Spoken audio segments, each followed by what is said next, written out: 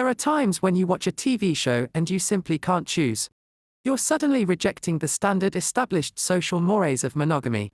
You're down with your favorite characters coloring outside the lines because the chemistry is just so good, or they're all just perfection, or you just feel like it. But whatever the reason, there are times when your ship contains more than two people. And 0-3 if you will. This happens astonishingly often to me. There have been numerous times I have watched TV shows and come out with an 0-3 because I couldn't resist. So today I am going to share my all-time favorite 0-3s. Let us start off with a show Netflix brutally cancelled as they so loved doing. The devil bastard and his son, the showrunners, were cooking something, but Netflix decided on our behalf that we were full, that we could not have a good thing in our lives. Like Netflix, we had three beautiful, sexy, young witches who are just about to take over the world together with their combined slay, and you are just like, nah, we are taking it back from you. Like, Nathan and Annalise were adorable, and Nathan and Gabriel happening was a dream come true for me. I loved this little show and this throuple. Remember this dance scene where Nathan was thirsting for both of them? We could have gotten more of this and it was taken away from us. Next up is Mal, Alina and Nikolai from Shadow and Bone. Think the Sun Summoner, the Tracker and the King of Ravka in one relationship with each other. I have to say I have read many a fic with these three together, and thank you to all the hardworking fanfic writers for putting pen to paper and giving me and so many other people this gift. To talk about malkolina is to start off with Nikolai's infamous watch. The one he never took off, and then he just handed it over to just two other people. Mal and Alina. That was quite alluring to me. If those are not the ingredients of a delicious tasty OT3, I do not know what is. Apologies to the book readers, I've heard you have your ship with Nikolai and Zoe, but I bought the first two books way back when the show first came out, and I could not get very far in the first book because it wasn't as high quality as I expected coming off from the show. It didn't meet my certain standards, so I never got anywhere with those. Now I want to dive into a show that is still airing, Gen V. Unfortunately, one of the throuple is dead in the show, so it will pretty much never happen, just maybe in flashbacks, but because another third of the characters has an actor who sadly passed away at a very, very young age, rest in peace, chance that is also probably not going to happen. I am of course talking about that plot twist in an episode of Gen V. Did you have Cate and Audrey actually being a thing even before Luke died on your bingo card? I sure didn't. From the show canon, it seems like Luke didn't either, but in my head, not only did he know, him and Audrey were also a thing. I mean, the last thing Luke heard before that tragic end for him was Audrey hugging him and telling him that he loves him. That to me was a goodbye scene with one of his lovers. Also, before I move on, shout out to one of my favorite all-time couples. If someone doesn't know, they'd think they're a throuple. Next up is a show that us people who watched it lovingly described with this image. I do not trust that the show would have ever gone there had it continued, but a girl can dream, right? To me, there was only ever one solution to the Lizzie, MG and Ethan supposed love triangle from Legacies.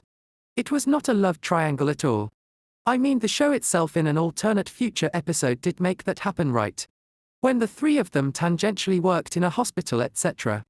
Remember the car scene? The scene where MG drove all the way to Ethan's mum's house and talked Caleb's ear off about Ethan the entire time. When MG told Ethan that until his family accepted him, he would be his family. I was low-key crying during that scene. By the end of the show we had Lizzie and MG together, we were halfway to full throuple status. Let us move on to my other obsession, Korean dramas. We start off with the beautiful show While You Were Sleeping. This drama was just incredible. The cast chemistry was out of this world. The premise of the show, with these three individuals who each share a piece of dreams that allow them to solve crimes and defeat enemies and save people's lives, including one of the trio, is just chef's kiss. Like, you couldn't ask for a better plot to base a throuple around. The scenes and all the meals they share just enhances this feeling. They all become like family, and I wasn't down with just the two of them pairing up. I wanted all three to be happy together, but alas. Next we move on to a show that captured me from the first episode. Search www. Strong female leads check. One of my favorite scenes on TV, this one, if you know you know. The premise of this show was one of the most delectable throuple set UPS you can ever come up with. A much older woman with her devoted younger protege, and then a newer protege who seemingly is frenemies with the much older woman. Like, the throuple just writes itself. I see UK drama writers, we know what you were doing, but were stopped by censorship. Right. And finally moving on to my favorite show of this year, Jeong-nyeon, The Star is Born. Talk about a show that centers female leads through and through. There were multiple ships for the taking in this show. Think the whole family life Moon Ga-kyeong and Seo Hye-rang had with Hye-rang's daughter. But I am not here to talk about that particular set of queer overt text because there was no subtext in this show. Let us talk Jeong-nyeon and Joo-ran and Young-seo.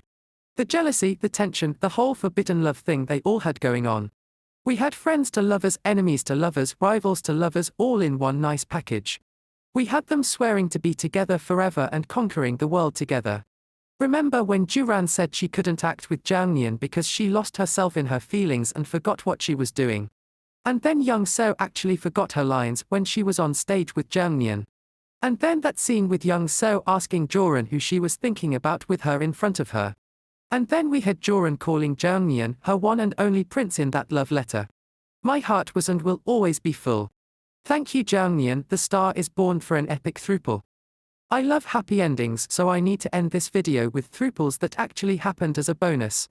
Sense8 gave us Kayla, Rajan and Wolfgang, and you know what, I was happy with this state of affairs. This show was something else. If you haven't seen it, go watch it. There are a number of epic scenes that will stay with you forever. I still cannot hear What's Up by the four non-blondes without thinking of this show. Honorable mention to Lito, Hernando and Daniela from Sense8 as well. Dani was a real one to agree to be their beard in the beginning. Next we had the 2021 reboot of Gossip Girl that gave us Max, Archie and Audrey as a triad as they called themselves. I am sad more people did not watch or like this show because it was a more modern take on the Gossip Girl universe. Like, truly speaking, it had concepts. It is shocking the older version of Gigi did not have, considering how scandalous we all thought it was back then. Like, how in the world was Chuck Bass just straight? Anyways, I am sad I never got my Monet and Zoya lot ship sailing because the show met its unfortunate end prematurely like most things do. Speaking of very queer shows, we cannot leave L-Word Generation Q out of this conversation. They gave us Gigi, Nat and Alice, and I loved their blended family and they made sense. I didn't keep up with the show, but I know the trio did not last and maybe it made sense, but they happened and we had them for the time they were together, and that's what is important. Last but not least is a show I did not watch except in fan vids on YouTube of clips of Ben, Maddie and Rin. From what I can gather, they were a beautiful throuple that made sense. I am sorry I cannot say much about them, but shout out to them. We love to see love in its many wonderful forms. Let me know in the comments who your favorite throuples are, whether canon or not. Thank you for watching. Do not forget to subscribe and like if you enjoyed this. And here are some sources of certain screenshots I used in parts of the video, and also if you want to watch some fan vids of throuples I talked about. These might be helpful sources.